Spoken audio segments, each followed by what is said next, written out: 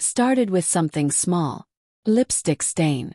A faint smear of deep scarlet on the collar of her cream blouse. Barely visible, but unmistakably there. She brushed it off, claiming it was her own, a smudge from earlier. But I knew better. That color wasn't just any red. I had given her that specific lipstick for Christmas. Velvet Ember. A rare shade she reserved for special occasions. And this wasn't one of them. It was a random Tuesday. Her outfit didn't match, her hair was hurriedly done, and she hadn't even finished her morning coffee. For someone as meticulous as Amelia, that was the first crack in the facade. First I tried to ignore it. I told myself I was overthinking.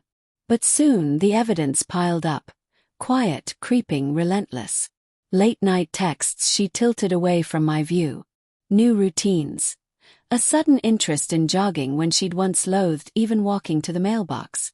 And laughter, light, melodic laughter that hadn't graced our home in years. I'd hear it behind closed doors, muffled, intimate. The sound used to belong to me. Now it was a stranger's. I didn't confront her. Not immediately. That would have been too easy, too dramatic. Instead I withdrew. I became an observer in my own marriage. A ghost haunting the edges of our shared spaces. I noticed the details she thought she hid well. A foreign cologne clinging faintly to her scarves. Her phone always within reach, even taken into the shower. And long walks, solitary ones, that grew longer and more frequent. The final break came on a Saturday morning. Amelia claimed she had a last-minute meeting. Just a work thing, she said with a casual shrug, avoiding eye contact. But her outfit betrayed her. An elegant navy dress she hadn't worn in over a year, subtle perfume, and carefully curled hair. I kissed her on the cheek and told her to have a good meeting. Then I followed her. I trailed several cars behind, careful, silent. My hands were clammy on the wheel, my heart rattling in my chest. She pulled into the valet of a rooftop restaurant downtown, one we'd reserved on our anniversary 3 years ago. From the shadows of a side street, I saw her, smiling, radiant. She met a tall, impeccably dressed man outside the entrance. They embraced. He kissed her temple. They looked like lovers in a movie. My lungs constricted. I didn't go inside. I didn't need to. I saw enough. That night I cooked dinner. Her favorite, garlic shrimp linguine, a wine she liked chilled just right. When she came home, flushed and glowing, she acted like nothing had happened. How was the meeting? I asked gently, setting the table. Exhausting, she replied, dropping her bag without looking at me. I need a shower. He nodded. Take your time. I stared at her retreating figure, and something inside me shifted. It wasn't anger, not exactly. It was clarity. If she was going to burn what we'd built, she wouldn't get to do it quietly. Not without understanding the weight of what she was destroying. That night, a plan began to form. In the weeks that followed, I became meticulous, focused. I hired a private investigator. Quiet, professional, discreet. I needed more than suspicion. I needed proof. And proof I got. Photos of clandestine lunches. Intimate moments captured through zoom lenses. A recording of them whispering in a parked car. His hand tracing the inside of her wrist. The evidence arrived in a plain manila envelope that felt heavier than stone. I gathered more than just proof. I collected pieces of our life together. The photo of us laughing on a Ferris wheel. A worn movie stub from our first date. A letter she wrote on our first anniversary that said, "You're my anchor."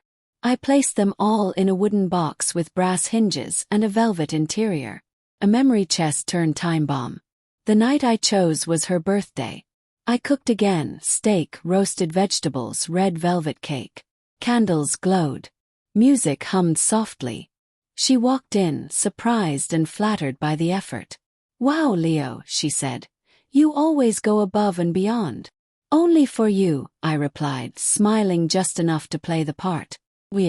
She talked about her stressful week at work. I nodded and poured more wine. Then, after the plates were cleared, I handed her the box. Her eyes lit up, then narrowed. "What is this?" "A gift," I said, leaning back in my chair. Something to remember us by. She opened it slowly. First confusion, then silence.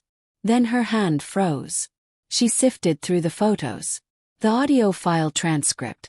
Our wedding photo placed beside an image of her hand resting on someone else's thigh.